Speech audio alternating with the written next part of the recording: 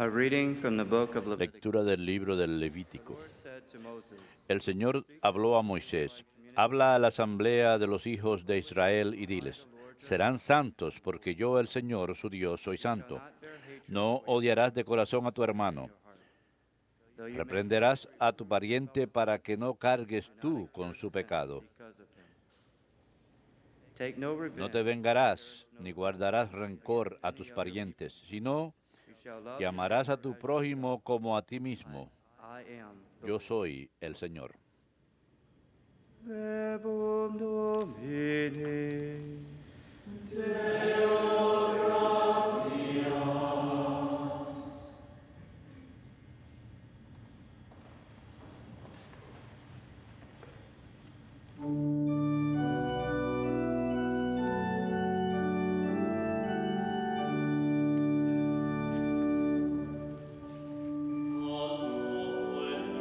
El Señor es compasivo y misericordioso. El Señor es compasivo y misericordioso. Bendice alma mía al Señor, y todo mi ser a su santo nombre. Bendice alma mía al Señor, y no olvides sus beneficios. El Señor es compasivo y misericordioso. Él perdona todas tus culpas y cura todas tus enfermedades. Él rescata tu vida de la fosa y te colma de gracia y de ternura. El Señor es compasivo y misericordioso. El Señor es compasivo y misericordioso, lento a la ira y rico en clemencia. No nos trata como merecen nuestros pecados, ni nos paga según nuestras culpas. El Señor es compasivo y misericordioso. Como dista el oriente del ocaso, así aleja de nosotros nuestros delitos. Como un padre siente ternura de sus hijos, siente el Señor ternura por sus fieles. El Señor es compasivo y misericordioso.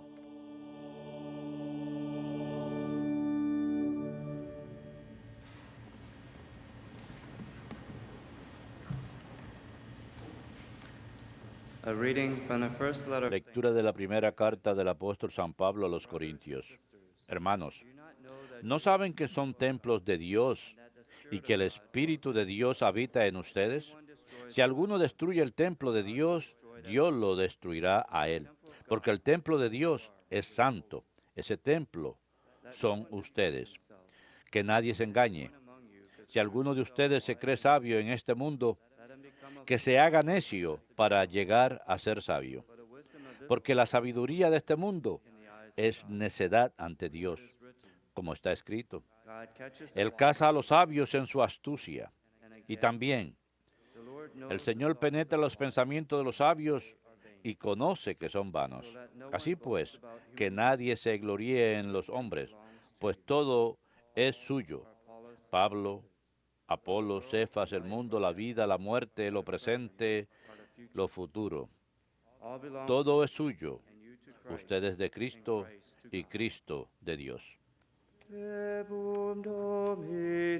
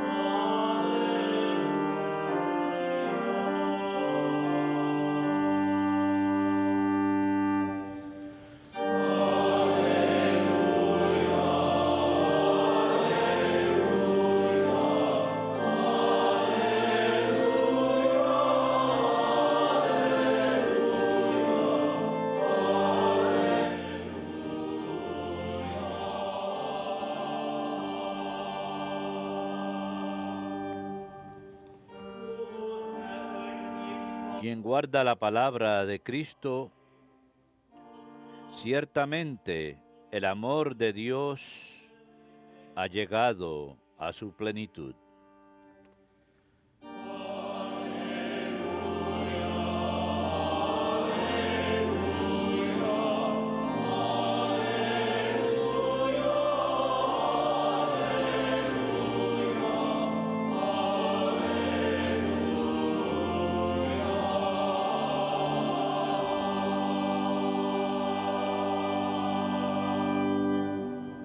Dominus vobiscum.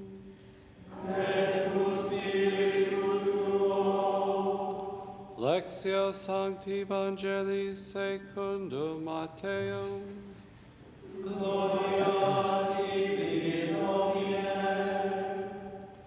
Jesus said to En aquel tiempo dijo Jesús a sus discípulos, sepan que está mandado, ojo por ojo y diente por diente. Pero yo les digo, no hagan frente al que los agravia. Al contrario, si uno te abofetea en la mejilla derecha, preséntale la otra. Al que quiera ponerte pleito para quitarte la túnica, dale también la capa. A quien te requiera para caminar una milla, acompáñale 2. A quien te pide, dale. Y al que te pide prestado, no lo rehuyas. Han oído que se dijo, amarás a tu prójimo y aborrecerás a tu enemigo. Yo en cambio les digo, amen a sus enemigos.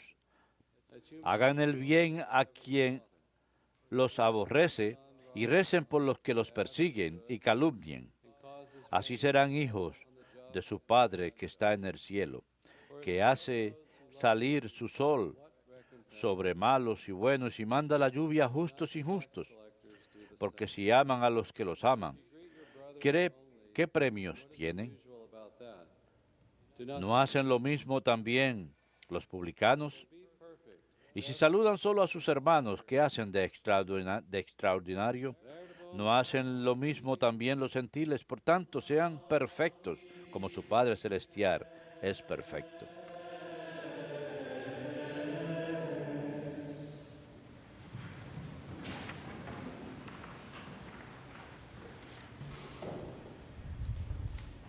see in the first reading today from Verán, en la primera lectura de hoy del Catequismo, en el Evangelio, en el Sermón de la Montaña, pienso que la santidad, como se dice aquí, es una gran exaltación a la santidad del mañana. Y en este capítulo se dice, sé santo para el Dios, ya que tu Padre Celestial es santo. Dios es la santidad en sí mismo, trascendida a otras santidades mundanas a las que estamos llamados a imitar y no renunciar, no ceder ante nuestra naturaleza humana frágil, sino prácticamente hacernos nuevos y atender el llamado como cristianos a creer en Dios. Verán en el Vaticano, los documentos que constan en la Iglesia, hay un famoso pasaje sobre el universo siendo llamado a la santidad. Y les he sacado un resumen de lo que dice allí. Y empieza diciendo en una sección del capítulo, Cristo se entrega en sí mismo para la Iglesia, para hacerla santa, para santificarla.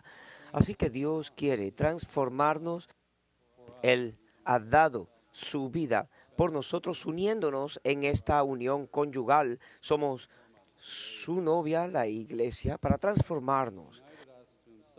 Él nos ha unido como propio cuerpo suyo para darnos la perfección a través del Espíritu Santo, por la gloria de Dios. De modo que ese Espíritu Santo se derrama en nuestro corazón para transformarnos y alzarnos. Y esa santidad que Dios quiere para nosotros ocurre a través de esta unión con Dios. No es solamente nuestros esfuerzos y palabras, parte de la gracia, y es algo que podemos alcanzar a través de nuestro corazón, sino que lo podemos también lograr mediante la santidad de Dios y la unión con Él. El catolicismo tiene una hermosa sección al sentido que dice: esta santidad se expresa en muchas vías e individuos y en distintos orígenes de la vida. Es diferente para todos nosotros, independientemente de nuestro estado en la vida, soltero, casado, viudo. Pero como lo vivamos es lo que va a hacer la diferencia. Además, según los dones del llamado en particular, incluso el de la vocación y en las circunstancias en que vivamos, vemos eso también en distintas edades y en distintas culturas. Algunas personas tienen expresiones diferentes, pero la esencia del mensaje está en el mismo y se expresa de muchas maneras. Es una hermosa libertad la de sorprender al Espíritu Santo, la del Espíritu Santo que sorprende las vidas de las personas y cómo funciona en estos para lograr siempre su atención. Y puede sentirse también cuando una persona actúa de una manera caritativa, lo hallo siempre sorprendente y vemos el trabajo del Espíritu Santo en estas vidas. De modo que el Espíritu Santo es el que nos mueve a amar al Padre, a amar a Dios con todo nuestro corazón, mente y fortaleza, y amar a cada uno de nosotros como Cristo nos amó a nosotros, porque estamos justificados en Cristo por el bautismo y se nos han perdonado nuestros pecados a través del Espíritu Santo para que fuéramos hijos de Dios, para compartir su naturaleza divina. De modo que esto ocurre por nosotros siendo infantes, no recordamos esa edad, no hemos llegado a una edad de razonamiento, pero tenemos esta transformación en la que nos rehacemos y el bautismo nos hace nuevas creaciones de Cristo, en Cristo, y debemos vivir esa realidad completamente mediante la santidad que hemos recibido. Ese don lo recibimos y es un gran tesoro el que recibimos y conservamos en nuestros corazones, independientemente de nuestras grietas y debilidades, pero a través de ellas la luz de Cristo aún resalta. Y debemos completar esa santidad, actuar sobre esa gracia, responder a esta, actuar sobre la verdad del Evangelio que hemos recibido. Así que estamos llamados en santidad a esta profesión de caridad, la cual es una definición de la caridad en el mandato de amar a nuestro vecino. Y Cristo nos dice que usemos la fortaleza que hemos recibido como un don, y algunos de nosotros con distintos talentos y habilidades, otros con diferentes fortalezas para ser más que otros y actuar sobre esos talentos y dones que hemos recibido. Debemos buscar su voluntad en todas las cosas, cada día buscar y seguir su camino en esta vida inspirado por el Espíritu Santo para dar esa obediencia al Padre y alabarlo en el Espíritu y la verdad. Hay una hermosa libertad en ello y es el que cada día debemos y oramos por ello en la diócesis, pero siempre debemos buscar su voluntad, orar porque tengamos la gracia y la fuerza para completarlo. Y algunas veces hay que usar el razonamiento, hay que discernir cuál es la cosa correcta para hacer y debemos poner eso como ha sido puesto ante nosotros. Algunas veces hallo que esto es bastante obvio lo que debemos hacer, lo cual involucra nuestro razonamiento, nuestra mente y nuestro pensamiento, ver las funciones y deberes que tenemos, pero también alabar a Dios diciendo: muéstrame tu voluntad. Las nuevas cosas, las inspiraciones, hallamos que es verdad el encontrar la inspiración que Él nos da por el camino y no solamente darnos lo que debemos hacer. Nos dice que debemos caminar sin dudas hacia nuestros deberes personales por el camino de vivir la fe. Así que dicen que esta santidad es amar a Dios en todas las cosas y en nuestro vecino, y eso es la caridad, y que debemos escuchar la palabra de Dios, aceptar su voluntad y buscarla, que debemos completar por nuestros esfuerzos y acciones con la ayuda de la gracia de Dios, lo que Él nos haya llamado a hacer, que debemos alabarlo y adorarlo, recibiendo los sacramentos, especialmente la Eucaristía, participando en la liturgia, oración personal y en nuestra cultura ocupada de los logros y de la tenencia material. La oración puede verse relegada a un segundo plano a veces, cuando en primer lugar debería ser la primera cosa ante Dios en la lista de acciones a tomar.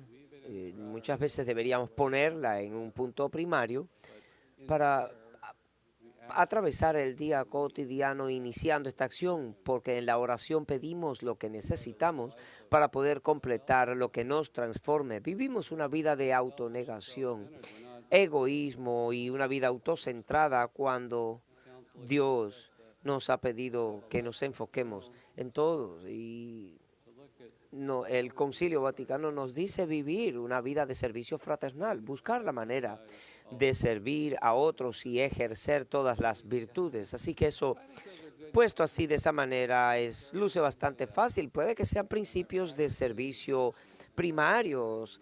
Y debo preguntarme, ¿estoy practicando mis virtudes? ¿Estoy orando? ¿Estoy recibiendo la gracia en los sacramentos? ¿Estoy dando mi servicio a otros?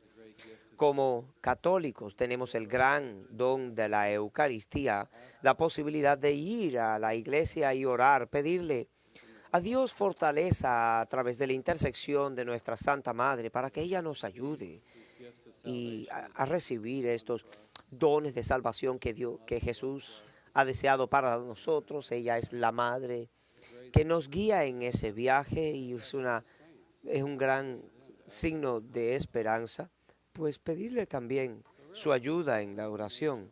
Por tanto, como naturaleza humana, no hay coincidencia para esas cosas. Él nos ha dado lo que necesitamos para transformarnos y yo pienso que ceder a las grandes tentaciones del mundo, que es muy oscuro allí afuera, que se llega a meter muy oscuro dentro de uno y nos llega a crear grandes luchas, debemos para ello tener la confianza de que hay algo mejor, buscar en nuestro corazón y decirnos, estoy realmente listo para terminar con el pecado en mí, quiero hacer algo diferente que me permita transformarme y que permita abrir mi corazón a la gracia de Dios para que Él pueda transformarnos.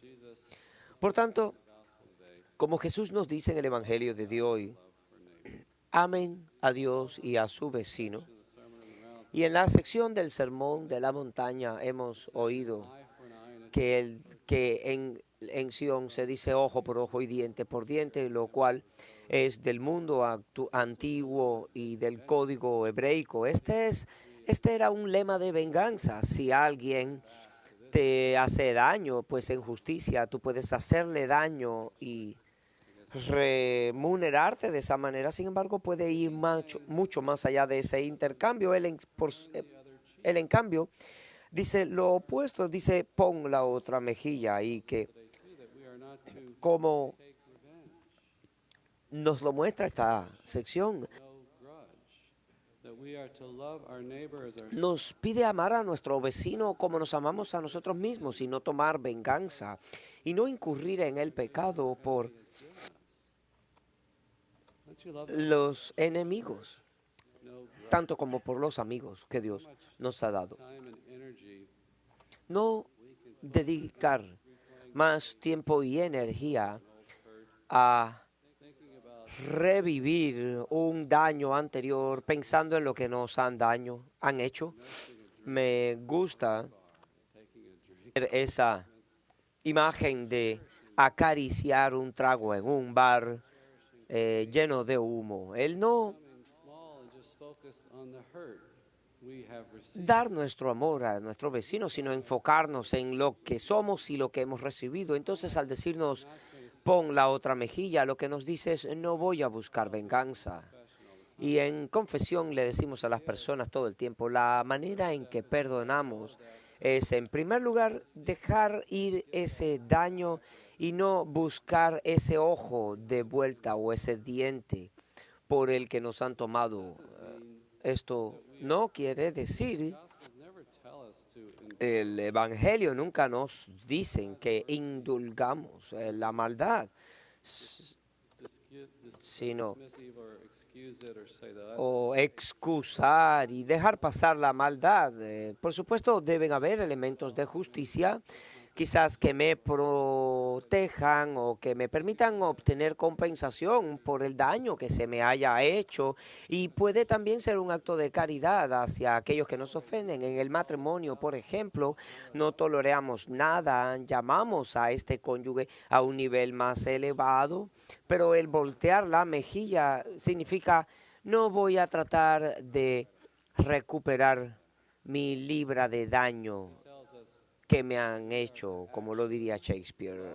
Nos dice, por tanto, que como tal amemos a nuestros enemigos, amemos a aquellos que nos han hecho daños, y al hacerlo nos convertimos en hijos del Padre Celestial. Esta es la característica más distintiva de los discípulos, que por transformación, compartir en la naturaleza de Dios, significa convertirse en hijos adoptivos por la gracia, y nos hacemos hijos de esta gracia por amar a aquellos que nos hacen daño. E incluso nuestro Padre Celestial, conociendo el mundo en el que vivimos, nos llama como cristianos a que amemos al prójimo, y es lo que espera de nosotros. Estamos esperados ser testigos de esto en el mundo. Por tanto, Jesús nos da el ejemplo de cómo Dios llama a el Hijo a levantarse al bien en su cama y hacer la justicia mediante el amor al prójimo, y de una manera espiritual, pues desprenderse de las necesidades centrales y materiales. No nos dice ama particularmente a una persona por algo que estimemos en él, porque eso causaría el rango de justicia caer o mezclarse con la injusticia, sino que no debemos tener el tipo de amor que yo llamo de cobrador de impuestos o de un pagano, porque incluso a quienes son grandes pecadores aman a sus hermanos y aman a quienes les aman. Se supone que vayamos más allá de ese punto, y eso es lo que nos llama a la perfección. El ser perfecto es la perfección de la caridad, como Jesús nos ha dicho que amemos al prójimo como se ama a sí mismo, y Él dice: ámense unos a otros como los he amado yo. Y esto significa el ir más allá de ese punto, porque Dios puso a Cristo para que diera su vida en la cruz en redención de los pecados de otros. Esa perfección algunas veces podemos vivirla de una manera muy externa, y se convierte en una especie de perfeccionismo autocentrado, viendo el cómo estoy haciendo las cosas. Ciertamente en una vida de virtud hay un sentido saludable de autoexaminación en el que evaluamos cuán eficientemente hacemos las cosas, pero la profesión de la caridad, no enfocándose en cómo lo hacemos, sino enfocándose en los demás, en Dios y en nuestro vecino, en darles servicio y entregarnos a los demás. Todos lo sabemos, y no quiero tratar sobre esto, pero Dios murió desnudo en la cruz sin nada más que su nombre. Esto muestra la entrega de Cristo, no llevándose nada para sí mismo, y así es como estamos llamados a imitarlo. Y creo que de algún modo es una enseñanza emocionante, porque no hay limitaciones en la caridad que podamos tener.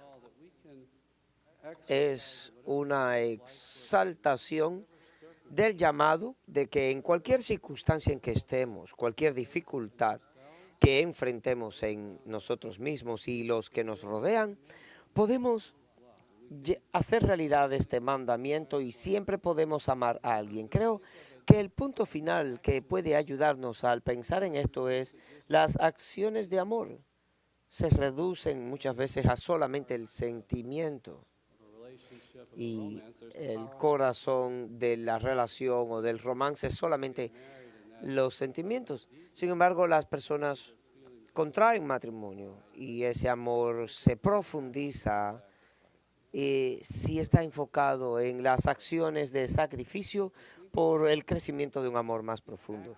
Pensemos entonces en las acciones de amor que podemos siempre hacer. No puedo ordenarle a mi corazón que sienta de una manera particular, pero siempre puedo indicarle el amor y el servicio y la entrega por nuestros hermanos y hermanas.